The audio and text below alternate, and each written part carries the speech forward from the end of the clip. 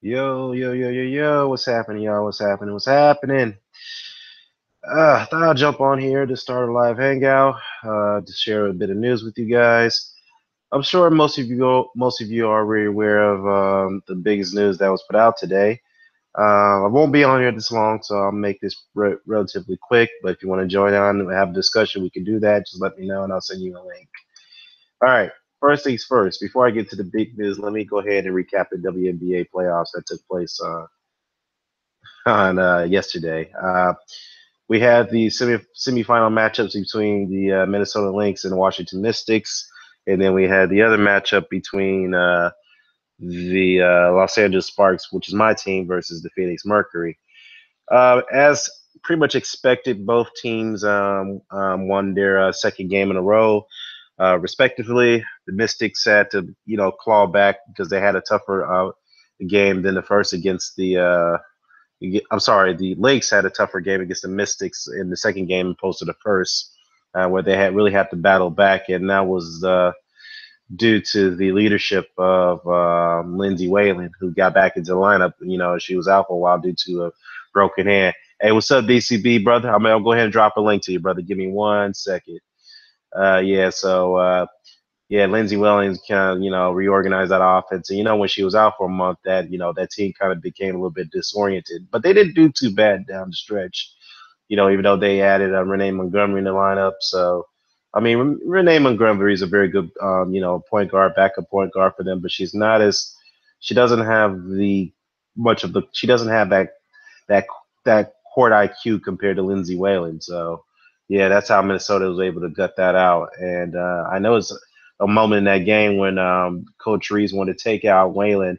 In the moment where they were, when Washington was up or something, Lindsay Whalen waved off to the coach and told her, "Don't take me out, don't take me out."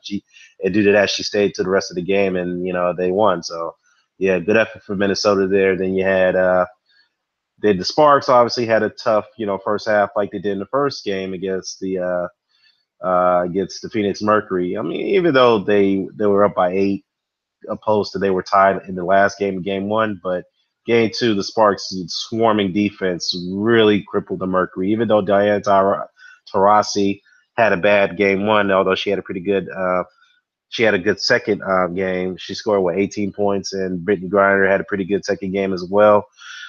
But if you and Lonnie Mitchell, the point guard, the PG had a good game as well, just like the first game. But the problem is that Phoenix doesn't have a balanced offense. I mean, LA, if you know the LA, their starters, even their backup role players like Jontel Lavater, even Estes Carson, they can balance the offense. I mean, if you look at the starting five, except for Lana Beer, they all wear double figures, and that was a telling factor. Odyssey Sims and Candace Parker, which we all know is the best one of the best players out there, and Nneka Ogwumike as well, and who else? And Chelsea Gray, who's the big point guard, who would be very tough to guard because she's so damn strong when she goes down, down to the post, whatnot. They all wear double figures. So both the Lynx and the Sparks are up 2-0. They go into Game 3 Sunday. Hopefully, they both teams can close it out, and then we'll get the finals rematch from last year. So, I mean, that's a matchup people want to see again. They kind of comparing that to the Warriors and the Cavs. Two top teams going at it back to back. For I know the Warriors and Cavs doing it 3 straight years. But the Lynx and Sparks is more likely going to do it the second straight year. So definitely a matchup people want to see again after what happened in Game 5. I mean, there was controversy in that game, and of course, there was controversy the game before that. So that's why there's a lot of interest in that. But anyway, back now I'm off to the WNBA talk. Now I'm going into the boxing talk. I'm gonna bring in DCB on this because we can have a discussion on it. So Guillermo Rigondeaux and VASYL LOMACHENKO has been confirmed. Or actually, I gotta say this again. LOMACHENKO is the headliner for the fight, so I got to give him respect. Gotta give him some respect for that. So definitely he's got to give him props for taking this fight. You know what I mean? I was listening to DCB's video on this earlier. I have to agree, man. He didn't have to take this fight. He didn't have to, but maybe due to the fact that his handlers didn't want Lomachenko to take it. and he's pretty much said, you know what, I'm facing a lot of pressure due to my lack of opposition as of late, and people say that I'm not being challenged. So basically, I need to what you call it. I need to take this fight to prove everyone wrong. Even though this is a very tough and dangerous small guy and a very skillful small guy in Riggin now. Hey, what up? Hey, what up, Aladdin? Dude, what's going on, brother? I'm doing good, brother. What's happening? Fat Apples, what's up going on, man? What's going on? Rigo and Lomachenko confirmed what weight? Yep, they are confirmed, brother. The weight's going to be at 130 pounds at Lomachenko's weight. Well, he's currently fighting at right now. So it's going to be at 130 pounds. It's going to be for the WBO super featherweight title. So DCB, brother, I sent the link, so just hop on it and we can get this going, man. So yeah, the WNBA is the Women's National Basketball Association. It's the sister league to the NBA, which is, far more popular worldwide and globally. I mean, the WNBA is pretty popular itself internationally, but it doesn't have the footprint like the NBA. Obviously, because the NBA has been around for many, many years. So, and then WNBA has been around for only 21 years. So, yeah, I mean, if you're not familiar with it, I'm not mad at you, but it started to get its footprint worldwide now. I mean, it was always there, but it's not totally popular. Hey, what up, brother? What's going on, man? Man, ain't shit, bro. I'm right in between work right now, man. What's good? Not much, not much, not much, man. Not much. I mean, I'm glad, hey, man, we got another big fight coming up at the fall, man. 2017 is about to end very strong. Yo, 2017 been that year for boxing. I couldn't be happy with this fight. I mean, I can't get over it. I'm really proud of Guillermo now. I mean, he trolled his way to this fight, so salute to him. I can't even deny that. But I gotta give it to Lomachenko, man. Even though I wanted to see the fight, part of me deep down, I thought he was gonna take it. I didn't think he would actually take the fight. There's so much to lose and so little to gain that I didn't think he would take this fight. The fact that he is, man, I gotta give that boy credit. I gotta give that man a whole lot of credit. That is this fight right here. It can break him. There's a lot. All the pressure is on Lomachenko. There's literally no pressure on Guillermo now. All he has to do is he's supposed to lose. You know what I'm saying? He's a smaller guy. He's small at 122. You know what I'm saying? He's been talking a whole lot of shit, but it's expected for him to lose. No one was calling Rigondeaux the best fighter ever. The greatest fighter. He's good. Right. You know what I'm saying? So the fact that all the pressure on Lomachenko, he has to perform. It's on ESPN, and Rigondeaux is fully capable of fucking every plan up for Lomachenko. He is fully capable of going in there and neutralizing Lomachenko with vicious left-hand counters. So, man, I'm pumped up. So. Yeah, I'm pumped up too, man. I was gonna say that though, because I didn't state in my video when I said that, hey, Rigondeaux has not faced a style, a style caliber of Lomachenko. I mean, at least in the pros, by that matter. I'm sure he faced that type of style when he was in the amateurs. And same thing goes for Lomachenko. But the thing is, I forgot to add is that Lomachenko hasn't faced a guy in the pros who was on the caliber of Guillermo Rigondeaux, to be fair. Number one. And again, it goes to the point that, man, yeah, we definitely got to give Lomachenko props for taking his fight. I've been critical of him for the past few, like maybe a couple fights, whatnot, because a lot of guys are propagating him to be pound for pound number one. Well, some guys, not a lot, but some guys, and I have to beg to differ and refute that argument most of the time. But win, lose, or draw, if he does win this fight, he definitely gets full credit. No criticism from Lomachenko if he wins, none whatsoever, man. So yeah, definitely, go ahead. That's the thing. That's the thing. Like when people have these quote unquote debates with us and they try to talk to us, this is why that I don't really get too many people time, man. Because I'm not about to come on here and waste time. When guys like me and you say we want to fight, we want something to happen. When it happens, the whole tone and everything is different. There's no excuses. There's no trying to drift off and discredit Lomachenko. We say the man to step up, and he stepped up, and we're happy. That's one of the reasons why I get frustrated with this whole boxing conversation. So many people come on here and they're dishonest. They say they want to see Ward fight Kovalev. Ward fights Kovalev, and they do every opportunity, every chance to discredit Ward for the victory. They take it. They give him no credit for taking the fight. Nothing. I hate that, man. I really hate that. I despise that, man. Because I agree. It kind of ruins the sport. I don't understand what's the point of talking to you. Whatever you say you claim that you want, you don't really want it. for this, I Right. wanted this fight, so I'm like ecstatic. It's not even the word, man. I'm ready. I'm pumped up. I may even go out there to this fight. I may even go out there. Like, how pumped up I am for this, man. Yeah, it's gonna be at the Madison Square Garden, but they did not indicate whether it's gonna be at the ballroom or it's gonna be at the or at the theater, that is, or it's gonna be at the main room. I think I'll take it for right now. For according to the reports, it's gonna be at the main room, but I'm not sure if it's gonna sell out at the main room. But hey, it's worth a shot. But other than that, man, it brings to the point though. The Guillermo Rigondeaux detractors, will they give Rigondeaux credit for this win, or even if he's stepping up? Because He they're should get credit for just for taking this fight, though, man. Two oh weight yeah, classes, ain't he small at 122? Like, yeah, come on, man. I mean, like, there's guys at 130 who don't want to fight Lomachenko now. Gervonta Davis. You know what I'm saying? There's guys in his weight class who don't want to fight him. Guillermo Rigondeaux went two weight classes up, and he's small at his own weight class, man. Come on now. That's that crazy, man. that is a good point, man. It does put the rest of the 130 guys to shame for rigging out doing what he's doing. It's also fair to say that, hey, not Ricardo. I mean Miguel Mariaga, even though he's not as quite known as quite skillful as Rigondeaux, at least he stepped up. We got to give him credit for that too. You know what I mean? It's just Yeah, but like I don't like how he stepped up. He stepped up coming off a loss, with the off a loss and like on true. a short. So and when he lost, he was too happy. He didn't go in there to win. You know, That's so that's true. kind of like why. I mean, it's not to like I get what you're saying, but he Yeah. didn't go there to win. Like Jim Rigondeaux was going there to win. You know what I mean? So this, I give Rigondeaux more credit just because again, Mayaga he still had the courage, and I still think to a certain degree he believed in himself, but he knew he was gonna win. Right. You know what? That's a good point, man. I can't refute that. But I can say that yeah, I give Mario just a little bit of credit. So Yeah, that's about it. That's about it. But yeah, but this right here, but this is very significant because I do agree though because Gilbert Rigondeaux, who is one of the pound for pound best fighters in the world, going up two weight classes and fighting another guy who's one of the pound for pound best in the world. I mean, what? I mean, come on. If a guy who's that little, who easily makes his weight class, has no trouble making that weight, he could go down to 118 if he wanted to, going up to two weight classes, fighting a guy who's much more bigger than him, who could perhaps be a little bit more skillful than him, and do yeah, this and take this type of risk, that warrants a lot of credit, man. Win, lose, or draw. Hey, like him or hate him, you got to give him respect for doing this. Much respect. yeah. So yeah. Now let's get into the whole stylistic matchup a little bit. I know people have been asking because I am rolling with Lomachenko on this one.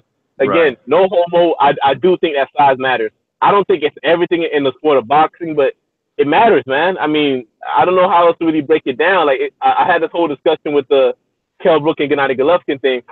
It's like people really don't understand. Like, yo, weight classes are there for a reason. They're not figments of our imaginations. You know what I mean? Like Right. it does matter. Fighting somebody that is bigger than you is more difficult. And Yeah. if he was fighting, like let's say, Rigondeaux fighting I mean even a Salido, for example, I wouldn't be as worried. It would still be tough. It would still be a tough fight for Rigondeaux, but I would be like, yeah, Rigondeaux should win.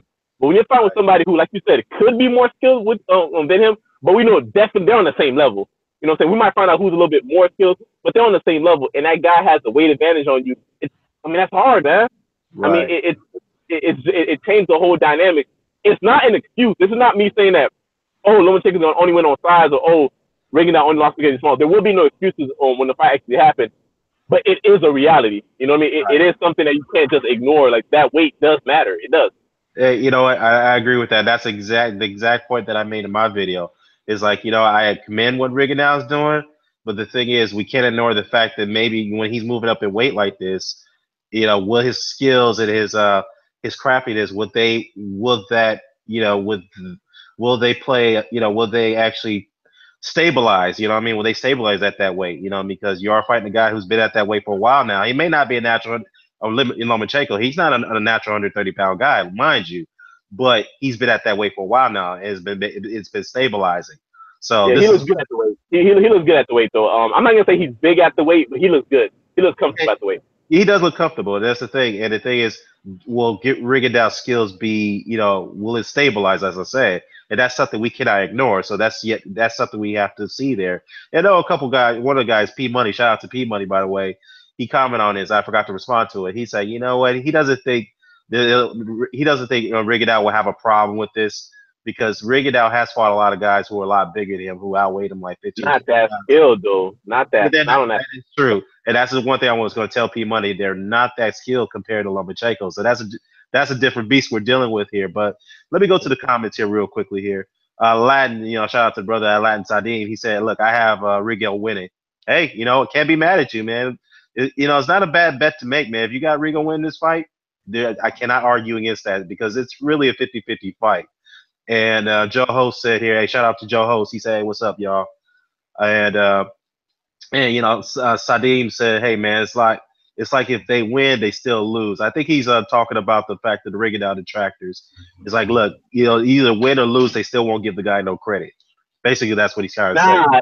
This one is going to be hard to because if you label Lomachenko number one pound for pound and Gim Rigondeaux moves up 2 weight classes to beat him, either you're going to have to discredit Lomachenko or give, like, you know what I'm saying? Like you either have to give Rigo credit or discredit Lomachenko. You can't do both.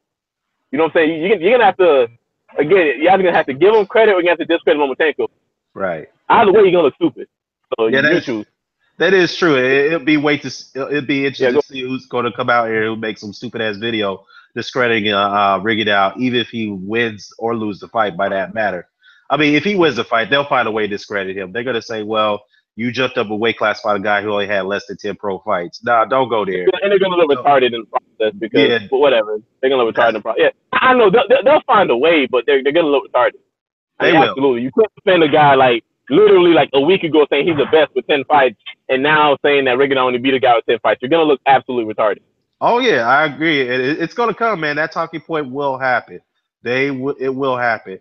And Sadim said here, look, Loma hasn't fought anyone with that type of defense, which is true. He has it. I mean, from a professional level, from a professional standpoint. But it's also fair to say that, Rigondeaux hasn't fought the style of Loma on a professional level, the offensive style of Lomachenko. So, these are both intriguing styles. So we have to see, we're definitely going to be waiting for December 9th and definitely 50-50. It can lean towards Rigondeaux. It can definitely lean towards Lomachenko, but I am leaning towards Lomachenko with DCB on this one. So we'll see, man. We'll see.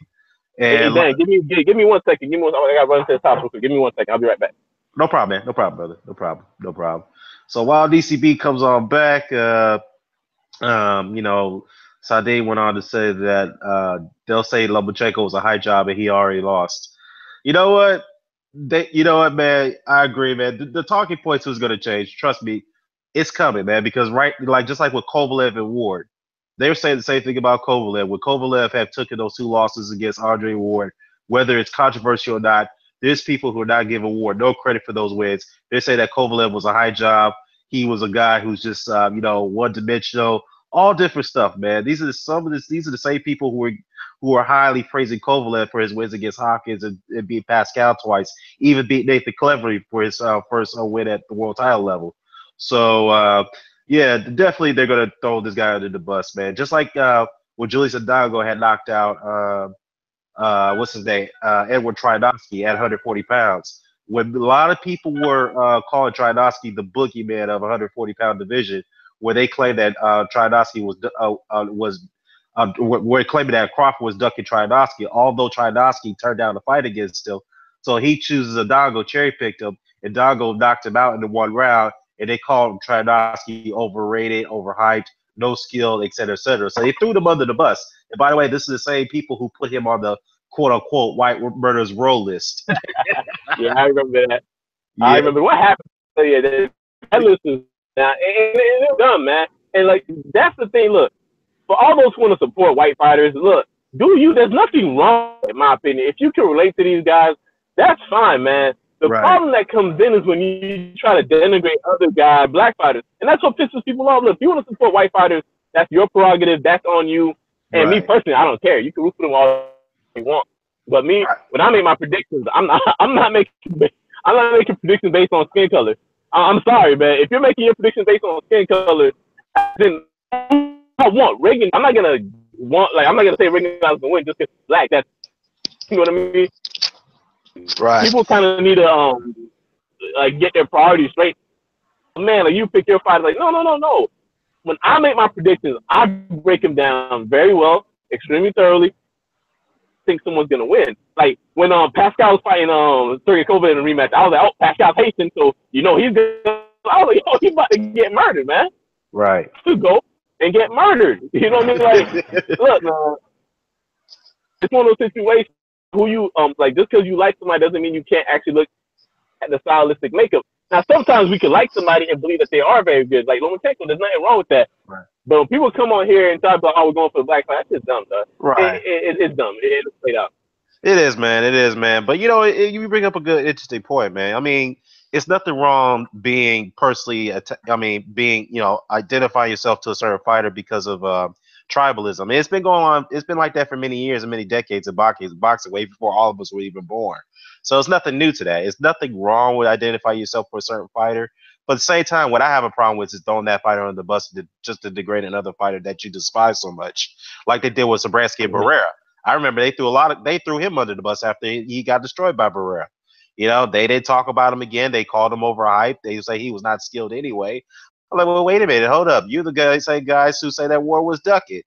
You guys clout War for not knocking out Brand because Sabransky was a guy who knocked out Brand in sparring. So that's the problem, you know, man. That's the problem. They weren't looking at the fights, man. They were with the love for whatever fighter that they like. If you were paying attention to some rare Andre Ward fight, which I was, and I was telling people after the fight, this isn't revisionist history. I was watching the fight and I was like, he was doing a lot of good things in there versus Ward, but you know, Ward is Ward. You get what I'm saying? Right. So Ward was able to neutralize him, but I noticed that some Andre Ward fights aren't like, yeah, if you're not trying to learn anything, I guess you can't really watch it. Like, you know, if you're kind of like if picking up on like good boxing habits and really breaking down fights, yeah, I guess you can't rewatch a War fight. But if you actually know what you're looking for, I might. But just simple things. Was doing when things weren't working. Combination was doing. That I noticed about Silver that he could throw every punch and he would get himself in position to throw it. I saw a lot of good things from him, which is why before the Shabransky fight, I expected him to be Shabransky. Hey, brother, you were breaking up, man. Can you repeat that last line you just said?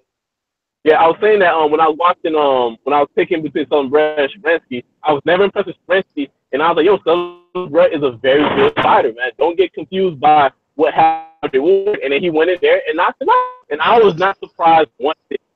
Hey, you know what, man? You called it, and I'll be honest with you. I wasn't too sure after that Ward fight if Barrera was going to win that fight. To be honest with you, I mean the way he performed, the way he ran through Sabransky, that's something I didn't see coming. To be honest with you, I thought it was going to be a competitive fight. Yeah, you know how I knew?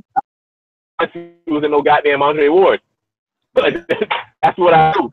That's what I knew factually. Y'all talking about who gets knocked down and. One turn of theories don't even work anyway. That's already been proven.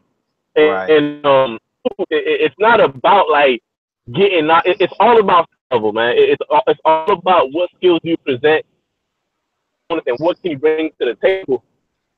To the table, and Sergey Kovalev, we say one loss committed to it by fighting Shabransky, Barrera.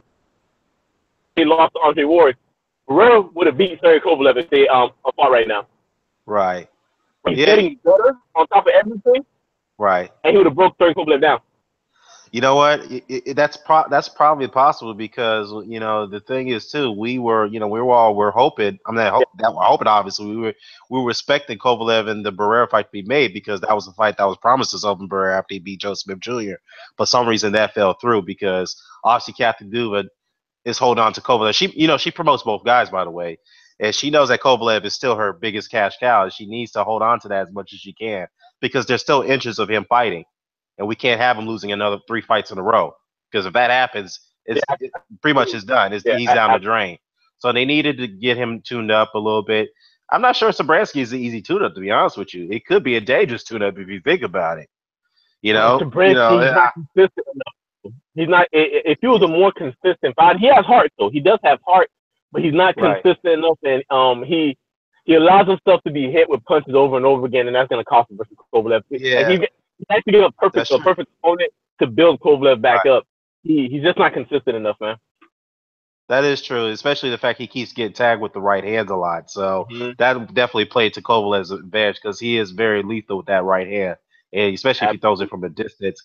But let me go to the comments here. Sadim said here, He said, "Here, look, I call the curse of HBO whenever they put somebody pound for pound number one when they lose." Hey, I mean, they did have Lomachenko number one at one point. They had Roman Chocolatito Gonzalez number one, which is all debatable. And we saw what happened to Chocolatito. But hey, could it happen to Lomachenko? Who knows? We'll see. It happened December 9th, man. We'll all see what happened December 9th. What else he said here? He said we all knew that Pascal was going to get his ass kicked by Kovalev twice. Well, let me comment on that one a little bit, Sadim. Let me say this, man. The first Pascal fight, obviously Kovalev was favored to win it, but knowing Pascal's style and his toughness and his rugged style in a way, we didn't expect Pascal to get beat up the way he did because he never got hit like that before. Even against his fights against Carl Froch when he was getting hit a lot. And who else? Bernard Hopkins and Chad Dawson and whatnot. No one expected Pascal to get dominated the way he did because he's not used to that in that first fight. And the way he got knocked down and got hurt bad by Kovalev, yeah, that was unexpected. So, I mean, I'm not saying that he would have won a fight, but what I'm saying is he would have had a better chance of winning the first fight. Back then it was expected that he had a chance of winning that fight, but of course, obviously, the second fight, yeah, we knew that he's going to get destroyed after what happened to him. So, yeah, man. But on to some other stuff, man. Just real quickly before we get it back into the Lomachenko and Rigondeaux. What do you think about Lucas Brown turning down the Dillian White fight? Man, he's trash anyway, though. Why can we even be talking about this guy? I'm tired of you bringing up all these trash ass dudes, man. I swear on everything, man. Look, dude was talking about somebody taking I heard take the short just to get what they were trying to do. I don't know when he broke down the time he would have to train. I mean, dude, why aren't you prepared already? You don't have to lose weight. Kind of like some sucker shit to me because it was like, one, you should be in the gym at all times anyway, so he isn't. So all right, already. So that sounds like to me like, hey, I need time to take my juice. So that's another one. Two, I'm on three now. Three, I mean, he's just not that fucking good. So like, who are you to be like time? Like, come on, man, tripping up. Like, you got 6 weeks. To me, that's enough time, man. Take a fight and go do it. You know, and he even say, hey, if I got more money, like I'll done it. So it's not even about the 6 weeks. It's about the money. So and it's like the man. No, do the count to me. I'm sorry. Yeah. Well, here's the reason why I brought up Lucas. Shout out to Joe Host, man. Joe Host said, "Look, bro, are we really gonna talk about Lucas Brown, man? That old ass dude." I'm like, look, man, he is right by the WBC, and I like Lucas. I ain't gonna lie, man. I like Lucas. I like his attitude. 10 guy? Is he a top 10 guy? Yeah, well, he's not a top 10 world ranked guy, but he is within the WBC rankings. So he got a ranking with them at least. And the thing is, too, is that it is a good point, though, that you brought up because Lucas doesn't really have too much. He doesn't have no leverage. So he's got to get a fight somewhere, man. He's got to get a fight. After what happened to him in the Jagayev situation, he got busted again for failed a drug test the second time around and within 6 months or whatnot, or within a year. It's like you gotta take the opportunity where it is, even if it's on short week notice. In fact, he's been posting a lot of videos and Instagram posts or Twitter posted that he's been training. So it's not like he hasn't not been training. He's been in the gym for a long time for the last year and a half. He's been training. So why haven't man, who waste time this dude, man? Next. Yeah, I think what it is, though. Yeah, let's move on to that one. But I think what it is, though, is that he's looking for a bigger purse. That's what he's looking for, especially at his age. He's looking for a big purse. But yeah, on to the next topic here, man. Gennady Golovkin and Canelo Alvarez, they both came in at 160 for the weigh-ins. So they both made weight. I forgot about this fight. Tomorrow, man. I just forgot. I should hit tomorrow. Oh man. Oh yeah, man. No, yeah, that's a big fight, man. I don't know. I'm not as pumped up for it. But I know a lot of people are, so I'm not gonna rain on no parade. But I don't know. I'm not really I'm a little bit disappointed that everyone's kind of overlooking that they waited for Gennady Golovkin to slow down. I don't understand how everyone's kind of overlooking that. They literally waited for the man to slow down a little bit. I'm rooting for Gennady Golovkin. I don't like how they're trying to make it seem as if they fought him right away and everything is all good. They're you kind of literally made the fight once the coast looked like it was clear. I don't know, man. Yeah, you know what, dude? I'm kind of with you on this one because here's the reason why I'm kind of like I'm pulling for Golovkin at this case, and let me tell you why. Because the way he's been treated, and I've been critical of Golovkin just like you have over the year or two Mm-hmm. or so. But the thing is that we got to give him credit because he has been fighting top level opposition as of late. Yep. That's When he one fought thing. Danny Jacobs, I was good. When he fought Danny Jacobs, I was like, yo, I ain't had nothing left to say about the man. Now he's fighting Right. Canelo. Ain't nothing to say. Ain't no more criticism for the man. True, it ain't no more criticism. And Joe Host brought up a good comment though. He didn't, even though we give him credit for the Jacobs win, even though I thought he lost that fight, many people believe he lost. Yep, as do I. But yeah, but he didn't look good in that fight. Obviously, he didn't. I think it all had the lingering effects of the Kell Brook fight. If you think about it, I think that's why he didn't look too good in that fight. And he looked very timid when he went up against Jacobs because this is a guy who was able to trade with him in the inside, and Mm-hmm. this is a guy who had longer reach, and he was, his punches were much faster. And I was telling everybody about this about Golovkin. The people who don't believe that he's not, in, who don't believe that he's immortal or whatnot, right? I mean, he's mortal, I should say. I'm telling people about this. Golovkin leaves himself extremely wide open all the goddamn time. He doesn't move his head. He doesn't have good reflexes. He's incredibly slow as a Mm-hmm. puncher. And I've been saying this. It was perfectly displayed in the Danny Jacobs fight, and I've been saying this all along. And one thing, I got off the sidetrack a little bit. The one thing I have to say, the reason why I'm pulling for him to beat Canelo is because the way he's been treated, dude. One, there's a rematch clause involved, but Golovkin doesn't get a rematch clause if he He's loses. more than likely gonna get robbed. Yeah, that sounds Yeah, about more right. like he'll get robbed if the fight goes to the cards. Number one. I mean, number two. Number three, he is not walking in. He's not the headliner. Canelo is. So meaning that he as a unified champion who's rated pound for pound number two ahead of Canelo Alvarez, he has to walk to the ring first. Canelo The walks guy in with three last. belts has to walk in first. Nice, Yeah, I nice. mean, I know some people look at that and say, well, that doesn't mean much, but still, it's tradition, man. Come on. Yeah, it's a respect, Even, and it's a respect thing too, man. Like yeah, Canelo's challenging him, like that. It's not the other way around. Like, I'm all right, whatever. Though. right. And I mean, it's funny, Oscar De La Hoya, of all people, should know better, man. Should definitely know better about this because, first of all, when he fought Ricardo Mayorga, Mayorga was named as the headliner for the fight because why? Because Mayorga was the champion, right, at 154. He was a champion, and he was the guy who walked out the ring first.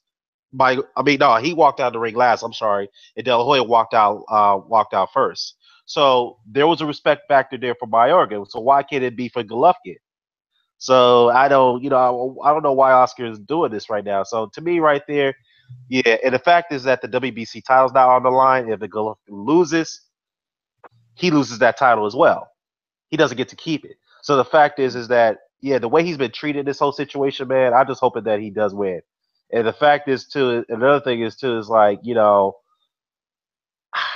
what I was gonna say about this is like I don't know, man. I have to say, is it really worth it? The fact that he's doing this all for payday. That's what it seems like to me. Um, it's I mean, pretty much he's doing this. it's a fight that does solidify Gennady Golovkin legacy for the most part. Even if he were to retire right now, I think a lot of people hold him to high regard. I think if he beats Canelo, a lot of people are going to consider him an ATG at least for like the middleweight division. So it's a good win. It's a needed win to have Canelo because Canelo's going to go on and do great things. So I mean, it makes sense, man. Like I mean, he has to take the fight. So I'm not mad at Golovkin for taking it. Right, It's just if it goes the distance, he will lose. right. Like there's no to me there's no if like if you look at people sleep if you look at Canelo's like track record for his scorecards, oh my god, man. The Miguel Cotto fight, which I thought he won, competitive fight, I thought he won 7-5. I heard some of those like didn't one judge only give Cotto one round? The other one Oh get like the yeah, other judge get like two that or three. yeah, that fight was a travesty the way they scored it. I had Cotto winning that fight, 8 rounds of four, in my opinion. My brother-in-law, he used to box, so yeah, he had Cotto winning too. 8 rounds of four. I mean, it was a travesty. It was a close fight. I ain't gonna lie.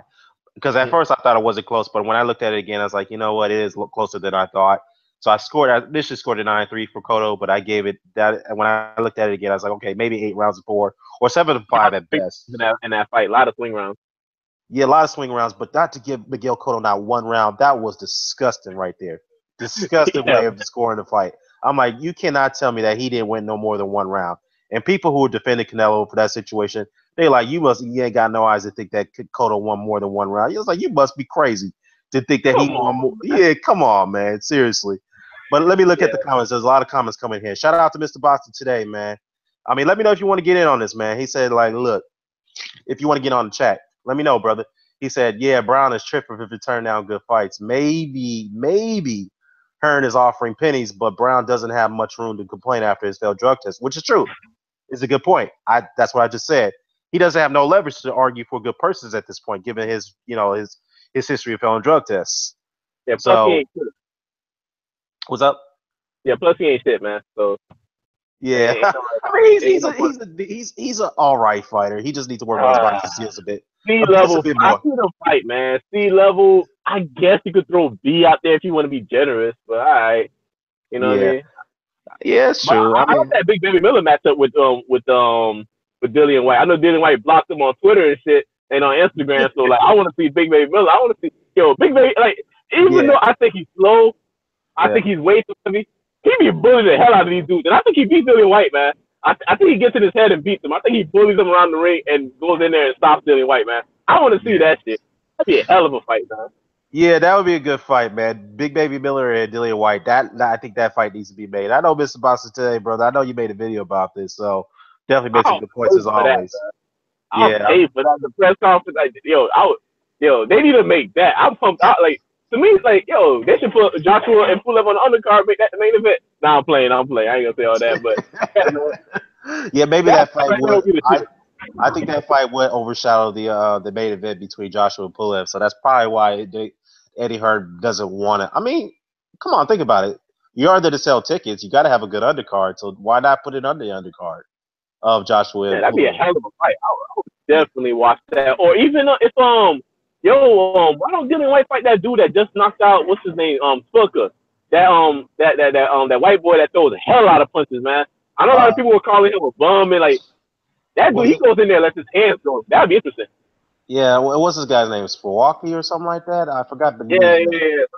Yeah, him and Baby Miller actually cool. I think like they work out together and stuff, man. That man, if he lets his hands go, I thought he was gonna get tired, and then like, he just kept like throwing combinations. I was like, God damn! I'm like, who Yeah, the you hell this mean? dude is, man? Yeah, you talking about Yeah, Adam Ganaki? That's a dude's yeah, name. Yeah, there we Adam. go. Yeah, he lets his hands like him and Big Baby Miller. Like you look at them, and I'm not expecting them to be throwing 60, 70, 80 punches around, but they go in Yeah, there, let them hands fly, man. I yeah. like that. Yeah, that's a good point. That's a good point, man. Let me go back to the comment section here. Fat Apple says that Brooke countered Triple G with ease and had great pace, which is true. He did. That's something nobody expected to happen. Number one. The Hit problem with a lot is, of shots too, man. He yeah, got hit I with a lot mean, of yeah, shots. Brooke hit this dude with kitchen sinks, and to me, I don't believe for 1 second, even though I thought the Triple G did, I thought that Triple G wasn't hurt, but looking at that fight again, and look at the way Golovkin was breathing extremely hard, and after the fight that he was asking for water to be poured on his head after the fight was called off, I thought Golovkin was hurt. And at the 2 weeks, it took him about 4 weeks for his face to heal up after those shots he took from Kell Brook. I thought he was hurt from that. But let me go ahead and read the rest of the comment. It says here, problem is that he's on Gilbrook is only a welterweight and didn't phase him. Again, I have to disagree with that. I think Golovkin was Yeah, phased. I gotta roll out. I gotta get back to work. All right, hey, no problem, man. Hey, man, thanks for coming on, man. Thanks for coming on. No doubt, no doubt. All right, but we gotta definitely do it again, man. Later. Yeah, so man, DCB had to drop off because he got to get back to work. No problem there. We'll have to read the rest of the comments. But yeah, if anybody else like DCB, Sadim, or anybody y'all want to jump on, let me know. Fat Apples, Joe Host, let me know. Let's see. Yeah, like I said, I have to disagree with that. I think Brook did phase him. Of course, he just couldn't get the respect that Golovkin from Golovkin because Golovkin didn't have no respect for him.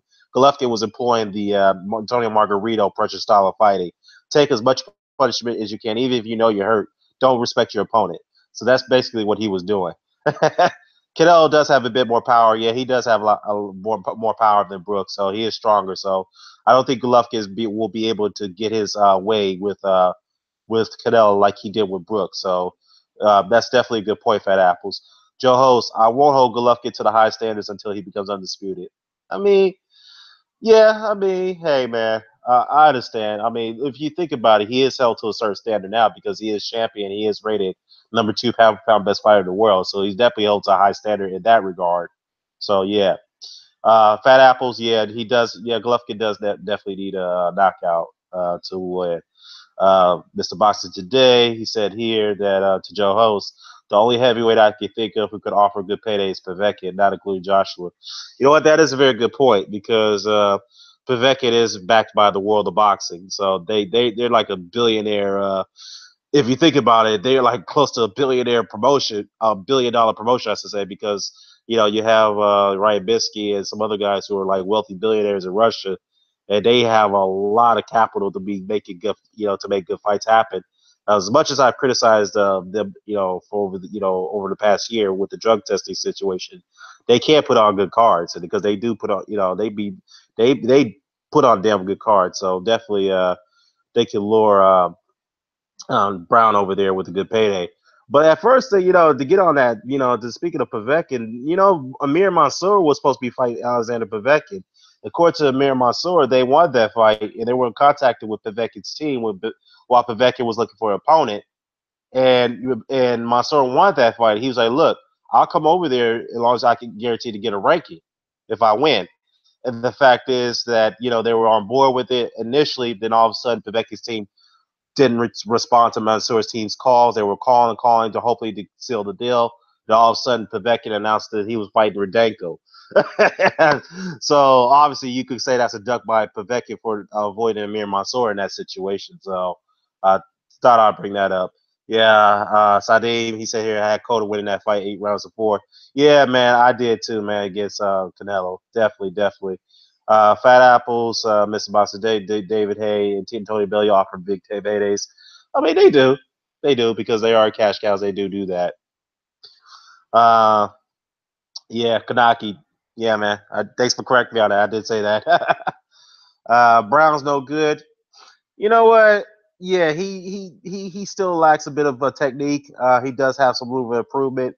But obviously we may never know until he steps. I mean, he's at a point that he does have to step up his competition, and I'm waiting for Lucas to do that. Now he's got a ranking by the WBC, so he can't be picky on who he wants to fight based off paydays.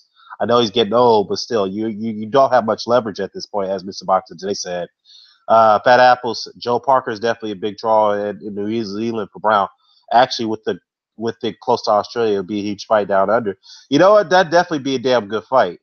But the thing is, though, even though I said the the WBA regular title with Brown had it at one point before he failed the drug test, when he held it, I mean, it would have had, it would still had to have more interest for that fight to be made because you had an undefeated heavyweight who was pretty hot at that time from Australia, and definitely an undefeated heavyweight from New Zealand who's a big, who's one of the cash cows at this point, who's a champion. That definitely been a fight that could have been made down under.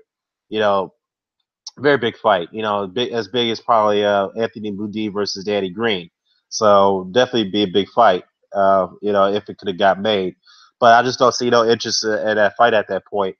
If Lucas Brown could somehow get a string of wins, somehow get back in the title picture, win a title somehow, I don't see that happening. But if he does, and then Joseph Parker still holds on his title, then it definitely brings back interest for that fight to be made. Got here. Fat Apples obviously, referred to light five figures, not taking it into account promotional offers. I mean, yeah, you referred to Lucas Brown, but definitely a pretty good point. Shannon Briggs is claims he's in talk with Povetkin. Yeah, I heard that too from Shannon. He said that he was talking about making that fight happen, but definitely haven't heard from that for a while, so we don't know what's going on. So Sadeem said here, well, whether Little G or Canelo fights Charlo at 160 for the WBC strap. You know what though, Sadeem, as I brought up earlier with Dream Chaser, it's a very complex situation because the WBC strap is not uh, it's not uh, it's not on the line here for this fight. That's one thing. It's not sanctioned for this fight. And two, if Golovkin still can walk down the ring as a champion for the WBC, but if Golovkin does lose, he will be stripped of that title. So with that said, Charlo will not get a crack at either one of those guys, whoever the victor is. Well, if Golovkin does win, I'm sorry, I take that back. If he does win, he is mandatory to Golovkin's title. But the problem is that he will still have to deal with the rematch clause that Canelo has against him. So that may not happen. So that's definitely Charlo will be asked out of this situation one way or the other. He may not get a shot at another one of those guys, which is sad for him because I do want him to fight one of those guys. Um, Oh, got 2 hits. So, anyways, Fat Apple said Brown is still top 10 for me. It was a good fight against Jagayev, who was in the top 10 at the time, which is true. I mean, it's a good point, Fat Apples, but the problem is that Lucas failed 2 drug tests, and you got to hold that against him. So, I mean, hey, if we're gonna apply those standards to Tarver, to Tonio Tarver, we got to do the same for Lucas Brown. So, I mean, same thing with Chris Ariella. When he failed the drug test, well, yeah, he got popped for smoking weed and whatnot. But it is illegal. You can't smoke weed.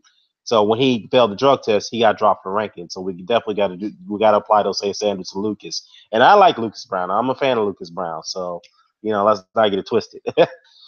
I agree. Fat Apples. I agree. Brown could do another name before a possible Parker showdown. Yeah, that's definitely a good point. You definitely agree with me on that. Um, Bad Apples. I would like to see Shazor versus Briggs. Briggs is popular in the UK, deserves a big payday. True. Briggs and Shazor would definitely be an interesting fight. I mean, definitely a lot of trash talking going on in there, going on with that fight. So definitely be interesting to see how that plays out, man. But yeah, on to some other stuff. I was going to say Willie Monroe versus Billy Joe Saunders. I know that's a fight nobody's really talking about right now because it's being overshadowed for the fight that's happening tomorrow. But something interesting happened at the press at the weigh-in between Billy Joe, and Willie Monroe. They both made with the weight comfortably. Uh, I don't know, man. I don't know if we should pay attention to this. I know it's kind of funny to me, but I thought it was out of line at the same time that Billy Joe Saunders' son. If you notice at the weigh-in, Billy Joe's son, I think Billy Joe Saunders' son smiled at Willie Monroe. Willie Monroe just pat him on the head, whatnot, and then he punched him in the groin. All right, it may seem funny, but I thought that was disrespectful out of line for his son to do that. He punched him in the groin. Then he would start talking shit to Willie Monroe. And I'm like, okay, all right, you know what? First things first, I got to say this. I'm hoping for Willie Monroe to beat down Billy Joe Saunders for that. I know that's his son, but come on, your son ain't old enough to. You got to control your son, man. There has to be some level of respect. I know Billy Joe Saunders has been saying so many disrespectful things to Willie Monroe, call him a bum from America and all that stuff. But I really hope that Billy Joe Saunders get his ass whooped in this fight. I don't expect him to, but I really hope he does. All right, Willie Monroe need to really convincingly beat this dude up and take that title. And I'll be laughing my ass off when that happens. Because after how that went down that way, man, I know. I mean, it is funny, but at the same time, dude, come on, man. Come on. You going to have your son act like that, too, against another prize professional fighter like that? Come on, Billy Joe. Come on, seriously. Anyways, yeah, I hope that Monroe wins that fight, man. I really hope. I only got a couple minutes, guys. I'm about to get off here. But if you want to jump in real quickly, let me know. Let me see. When Brown held his regular title, Mr. Boxer, today, he was dismissive of fighting Parker and that $1 million offer that was made. He said that Brown needs to work his way up. You know what? I do remember that comment. I did make a video about that, and that pissed off a lot of Kiwis fans. They were so angry, and they had right to be angry about that because first things first. I mean, Lucas Brown didn't really work that hard to get. I mean, look, hey, he got the regular strap. Hey, I'll power to him. But the fact is that he was being very dismissive. He thought he was like the A side of everything. He thinks he could call the shots now. It's like it goes back to my point now. All these damn fighters who win titles, when they win titles, their attitudes and their personas start to change all of a sudden. So, Lucas walked around thinking that he gets to call the shots again. He thought he could. He gets to dictate terms, all that shit. I'm like, come on, Lucas, seriously. You just have one good win. Also, you think you could call the shots? Come on now. And the fact is that he was even turning down fights against Suleiman Hamano, who offered him $1 million to make that fight. I remember that. He even didn't want to give Hamano a fight. I mean, wow. I mean, seriously. So, yeah, man. I mean, it would be interesting if that fight between Joseph Parker and Lucas Brown would have got made. But, I mean, like I said, I don't see it happening anytime soon unless Lucas can get a good string of wins.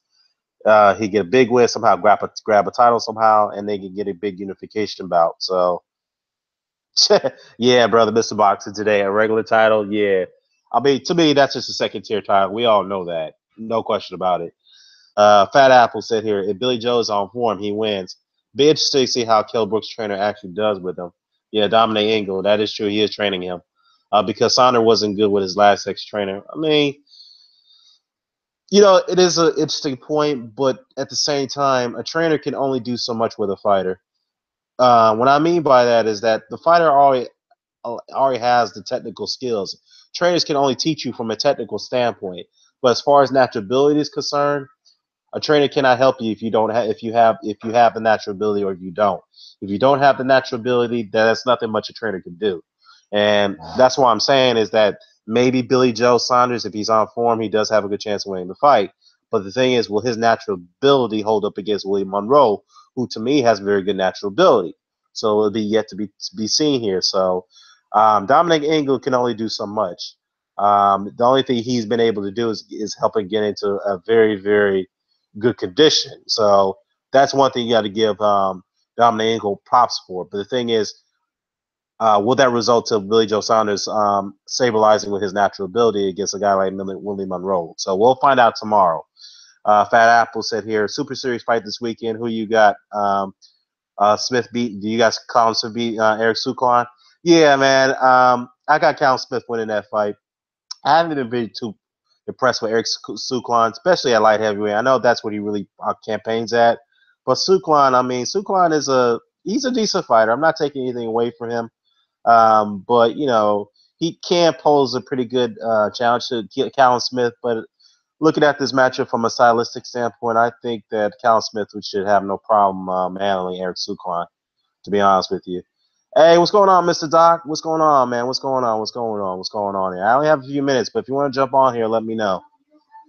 So it says here, hey, Saunders did prove me wrong. I didn't think he could be in some kind of shape as he in, but we'll find out from a functional standpoint if he's on fight night, though, like you said. Yeah, we'll definitely find out. But I mean, shape is one thing, but the thing is, natural ability is what really counts. As boxing librarian, shout out to Mr. Boxing librarian always said that natural ability is always what plays a total in fights.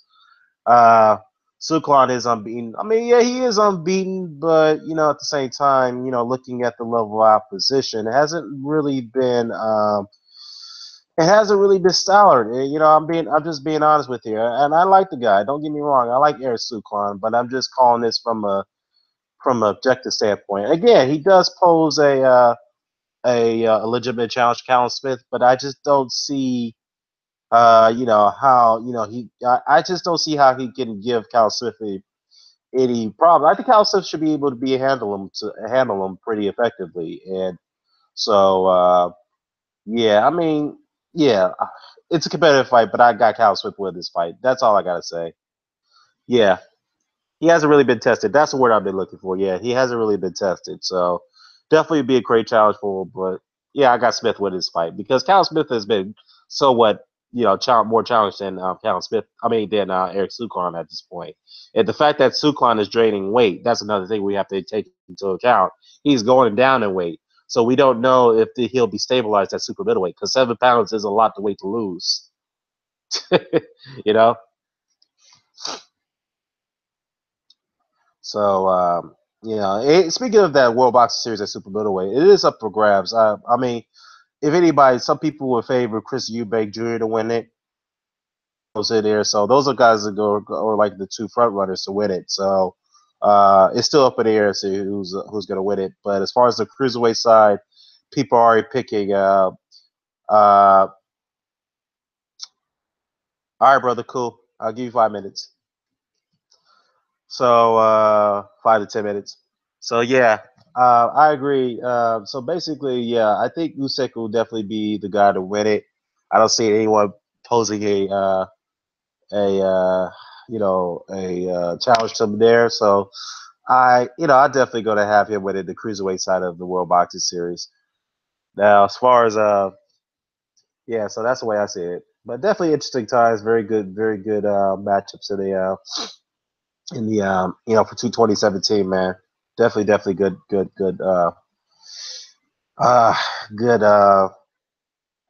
very good year for boxing, man. There's nothing more to be said. As Mr. Doc's going to jump on in a few minutes, I dare go back to comment on the WNBA for just a quiet minute, guys. Just bear with me on it, then I'll get back to boxing here. I have to say the officiating with the playoff games with the WNBA, man, it's been so horrific, man. This goes all the way back to last year. Jesus Christ, man. If you look at the Sparks and the Mercury's 2 games, man, it's like every foul call every second, man. I mean, Jesus Christ, that really slows the game down. I don't know what's going on with the officiating, man. Seriously, the WBA, the competition committee needs to do something about the officiating. Really got to do something about this too.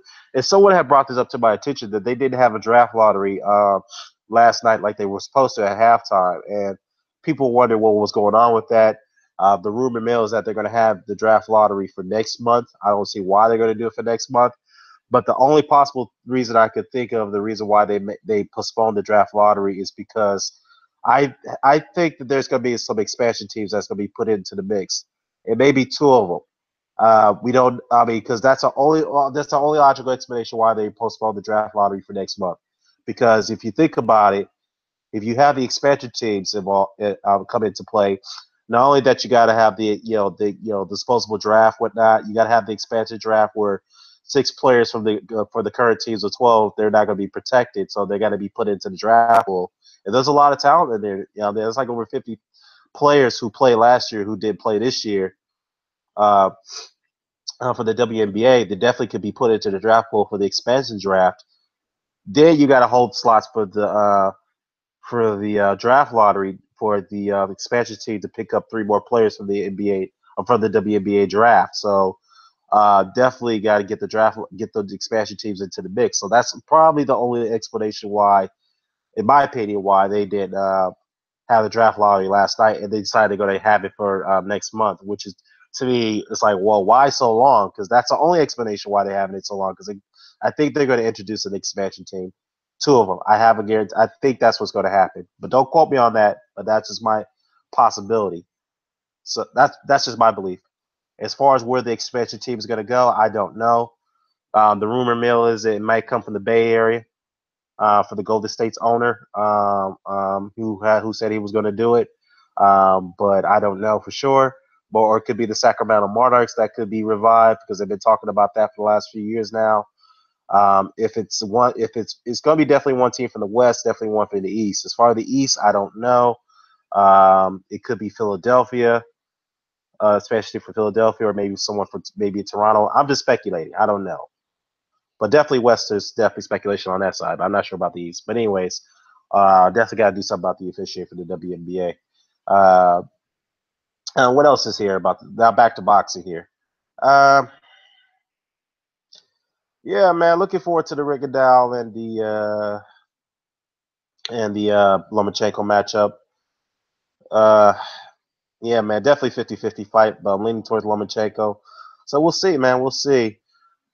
So we'll see when Mr. Doc jump on and get his insight on that fight and whatnot and so forth. Yeah. But anyway, let me ask you guys in the comment section below. What do you think about the William Monroe and Billy Joe Saunders fight? Hey, you know what? Let me post a link right here, Mr. Doc. All right, DCB, you want to get back on? Cool. Cool.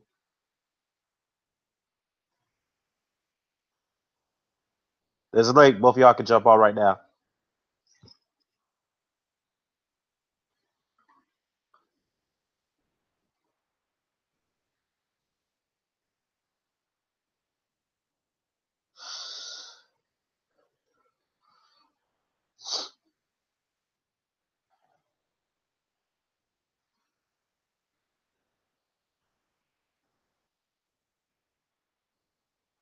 Yeah. Who's on? Hey, what's up, brother? Good. Hey, welcome. Was good, man. What's good? What's good? Say, I got Mr. Doc on here. What's going on, Mr. Doc? Hey, what's up? Can you guys hear me? Yeah, I can hear you good. Yeah, I hear you, man. Yeah, I'm not sure if you guys actually met. Hey, Mr. Doc, have you and Dream Chaser ever met on a live chat before? Yo, we had a fire discussion back in the day, and I ain't pressed the record button, man.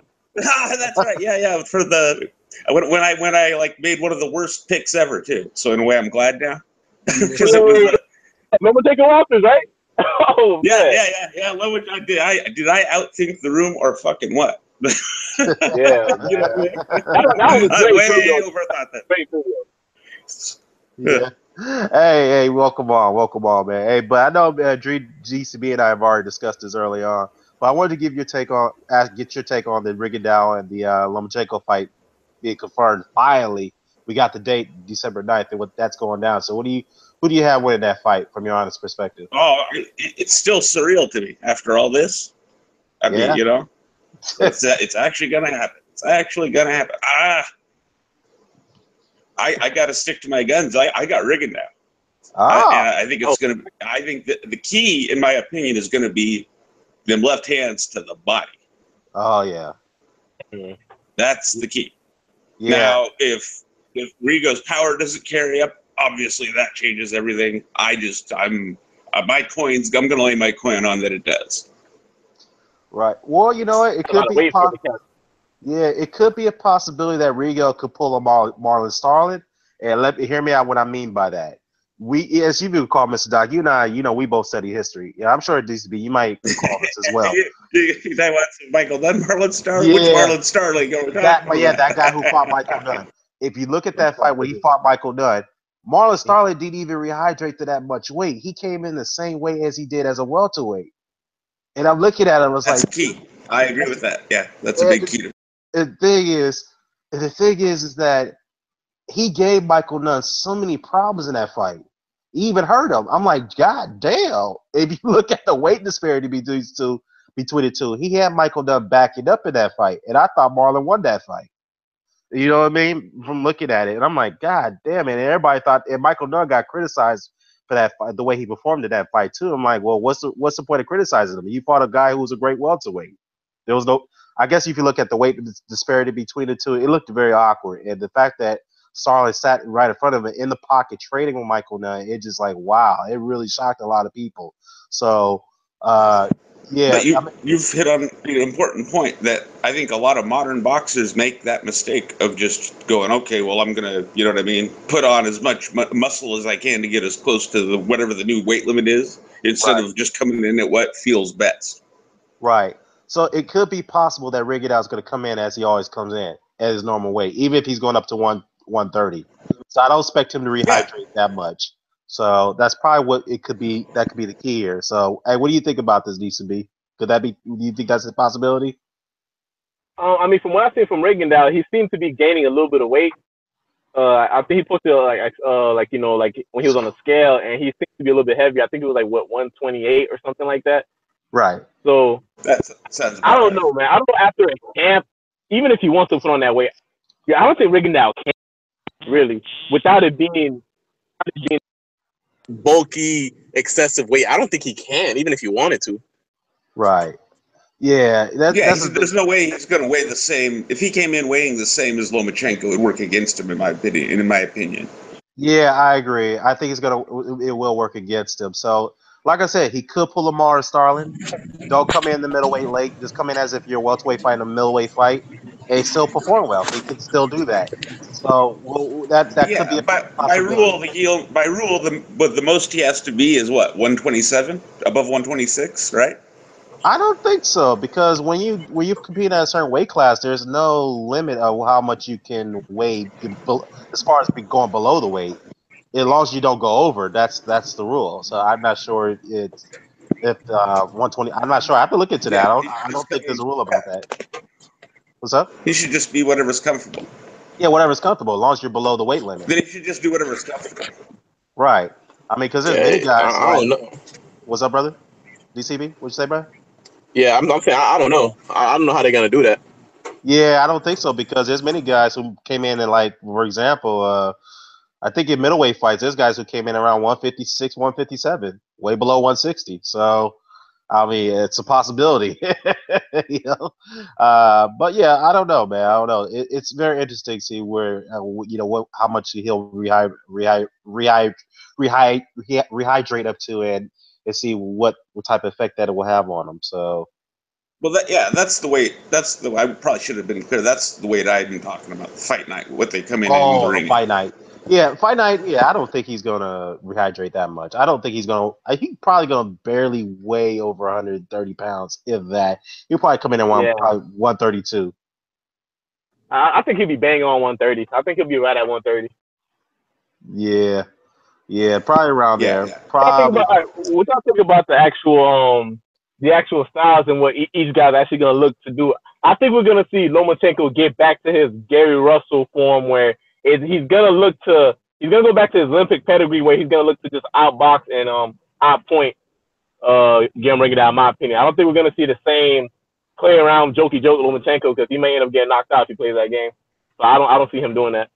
No, I don't see him do that either. Unless he's really neutralized Lomachenko, he's really got him when he wants him. He can pretty much play with him and toy with him that towards the end of the fight, or as long as the fight progresses. So I definitely agree with you on I that. don't see that happening. I think that'd be too dangerous. I don't see him doing that. Like I think if he does, I'm gonna call it now. If he tries to play with Lomachenko, he will receive one of the most vicious left hands that ever been landed on him, and he will get knocked out. Right. That's I don't know asking to why. get Robbie Peeden, man. He's asking to get Robbie Peeden if he does that. Yeah, because Rigondeaux is going to have that power late, man. Right. But here's the thing, though. That But left hand man. yeah, that's a good point. But I was going to say though, I'm not saying Nonito Donaire is a VASYL Lomachenko, but we all recall when a lot of people have favored Donaire heavily to run through Rigondeaux. A lot of people said the same thing. Oh, he's too small. He's not strong enough. Donaire is going to steamroll this guy. He's going to knock him unconscious. And we saw what he did to Donaire. He humiliated him, embarrassed him, even broke his eye socket to the point that Donaire has never been the same fighter after that. So it's a That begs possibility. I an do have honest a question question. though. What's up? Maybe he I might do have have a some. You might have. Go ahead, Jeff. Go ahead, Jeff. You probably have the same question I My do. bad. I'll go after you. I'll go after you. I was just going to ask. Honestly, it just occurred to me. Do any of us really think Lomachenko is a bigger puncher than Donaire? No, he isn't. He isn't. What do you think, Jeff? Actually, yeah. I mean, nah, I don't think he is. I mean, Donaire's Yeah, I left don't think hook he was is. something vicious, man. For real. Now to think about it, yeah. But he is a lot more precise and accurate, and that can make up for it.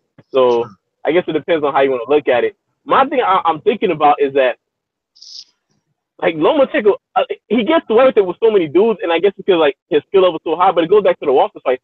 He kind of jumps in when he attacks a little bit.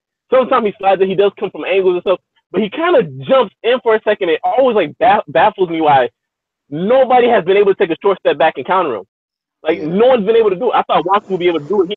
He did, but I look at it just like look at Lomachenko. He's right there to be hit. And going back to the Mariaga fight, Mariaga decided to let his hands go. I was like, yo, he is right there to be hit. But I think Rigondeaux is gonna be able to take advantage of that. Cause I've seen so many fighters, they choose to attack Lomachenko once he's made the decision. Okay, I'm on defense now. I'm gonna move away. Nobody ever really punches with him. I don't know why. Like I don't know. Like that's just something I've noticed, and maybe that's that skill to him. But to me, when he decides to open up, he's there to be hit. He's right there to be hit, and I think Rigondeaux can take advantage of that.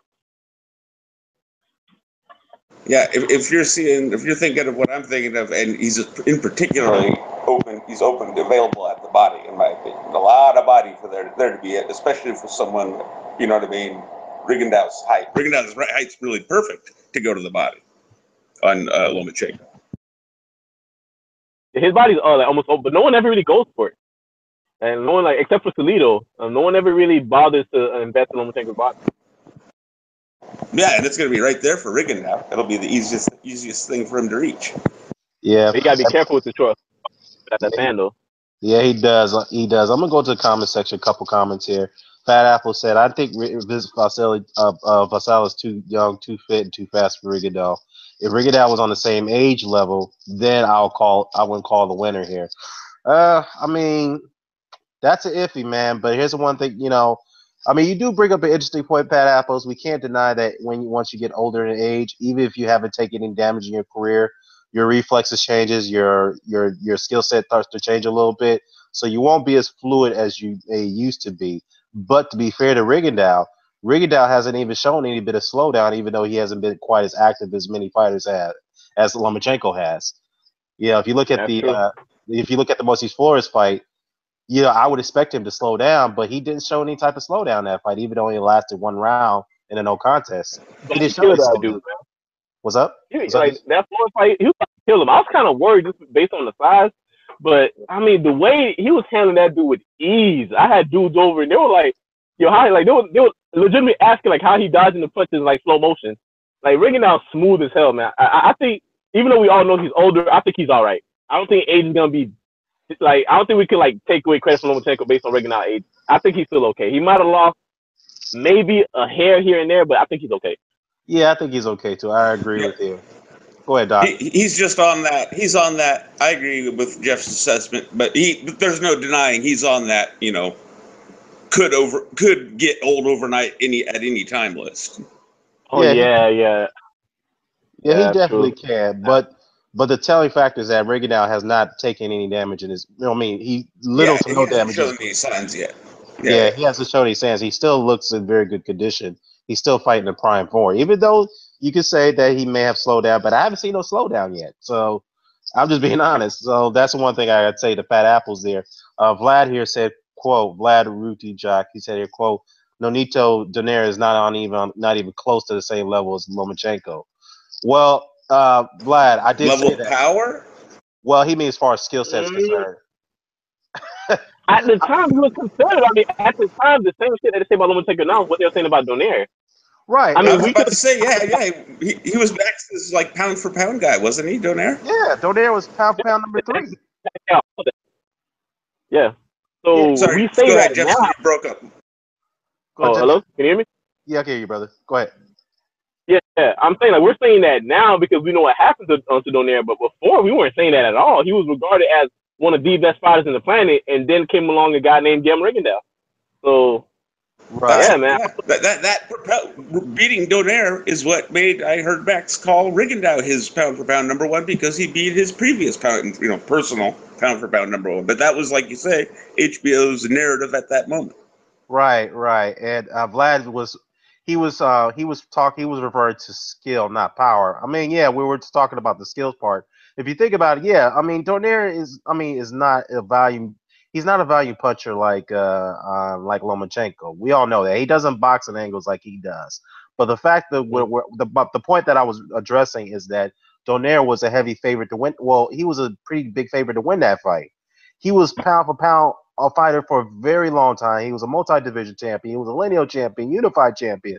This guy had everything in it. He had the world in his hands. And people thought that Donaire was going to run through Rigondeaux because he was small. He didn't have enough fights. They thought he wasn't posed as a great challenge, even though people wanted to see that fight. So that was according to the odd makers. And then what Rigondeaux did to him, dispatched him and humiliated him.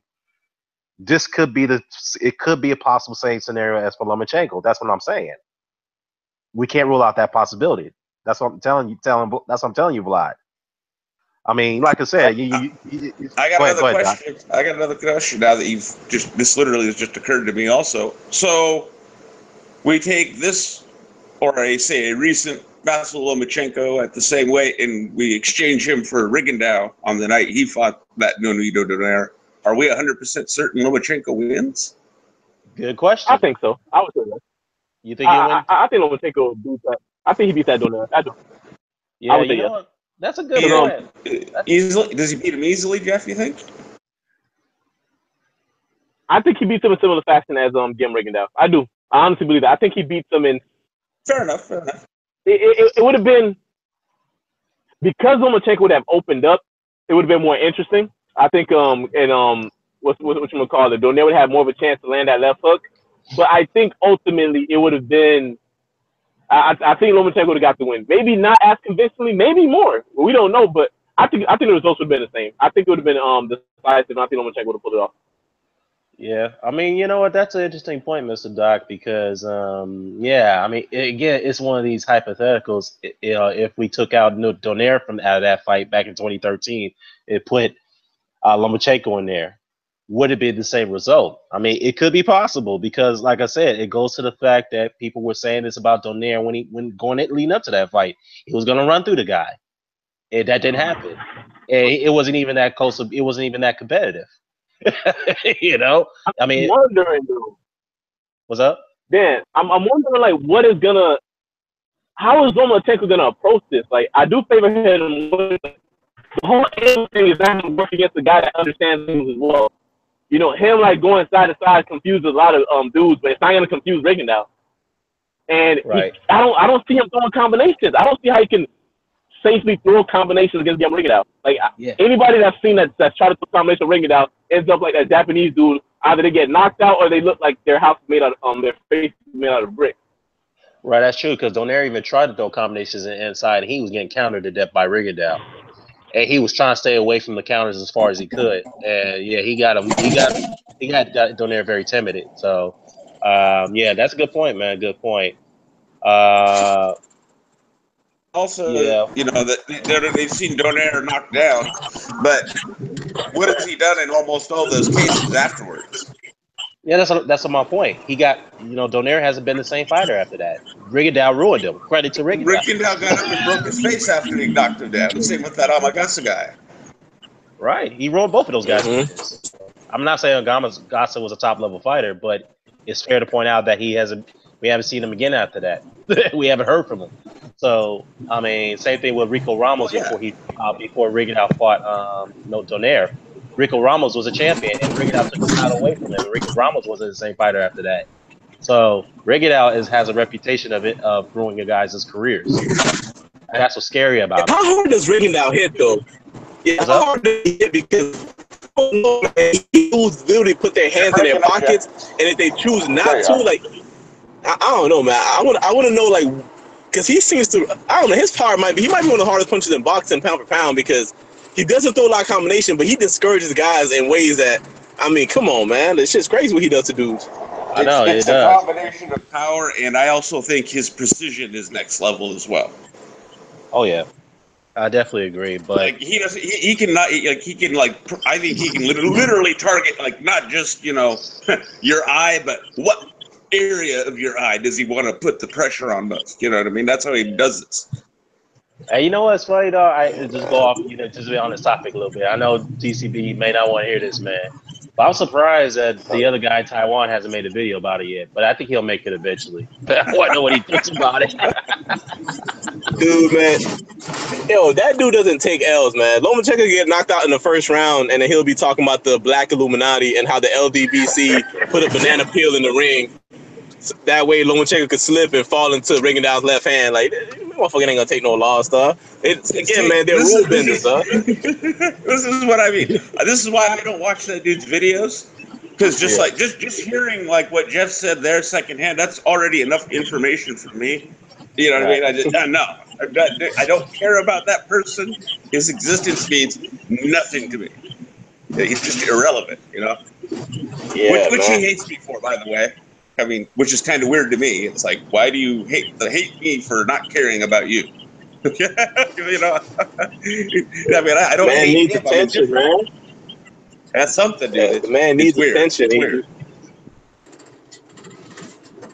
Oh man, I might get off in about a couple minutes. I'm heading to my next job right now, so I'm gonna see. Hopefully, I can skip through this shit, but I may be getting off soon. Yeah, guys, yeah. It'll be interesting to see what he says later on. But again, I don't think he's happy about this fight, man. I'm talking about the guy in Taiwan. But yeah, man, I got a few minutes as well. But yeah, the thing is too, definitely looking forward to this fight, guys, man. Definitely. I mean, like I said, win, lose, or draw, whoever's a winner, loser, they both get respect. They both get credit one way or the other. We got 2 pound-for-pound fighters going at it, a fight that we've been waiting for a long time.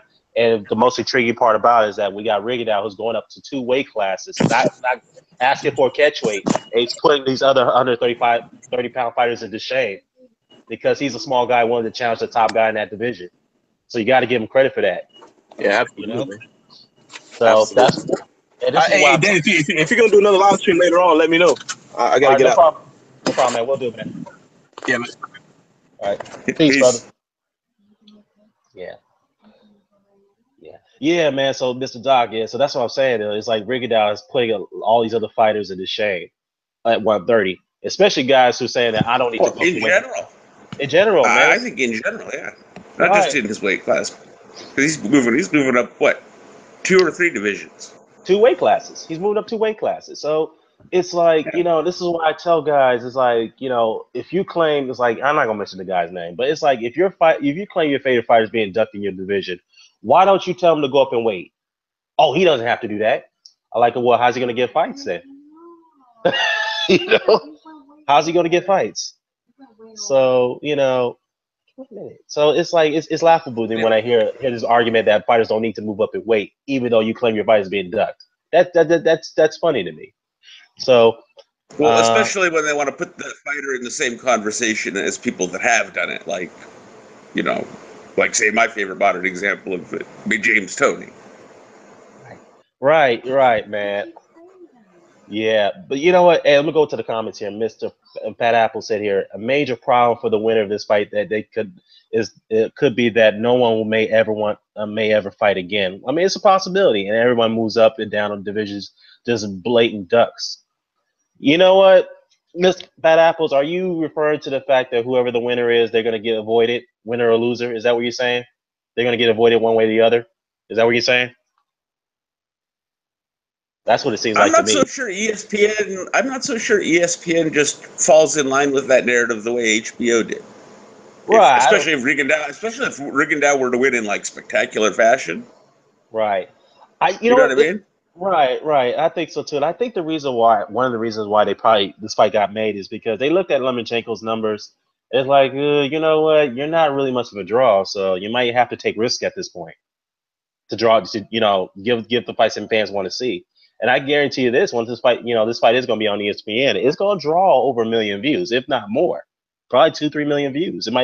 It may not get to close to Pacquiao's views or Pacquiao Horn views, but it definitely will be a very high viewership caliber fight.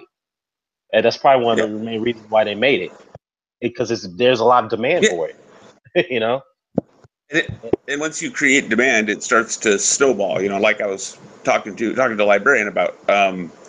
You know, really, in a way, the fact that Joshua, you know, sells out Wembley and then sells out Cardiff, etc., right? Right. That really just accelerates the process of pressure being put on him by his own fans and his own supporters to fight guys like Wilder. Right. Because absolutely, the people that run Wembley, all right, and run Cardiff, they're going to want as many of those type of sellouts as they can get. And they're not going to get them fighting, you know what I mean? Just anyone. Right. That's a good point, man.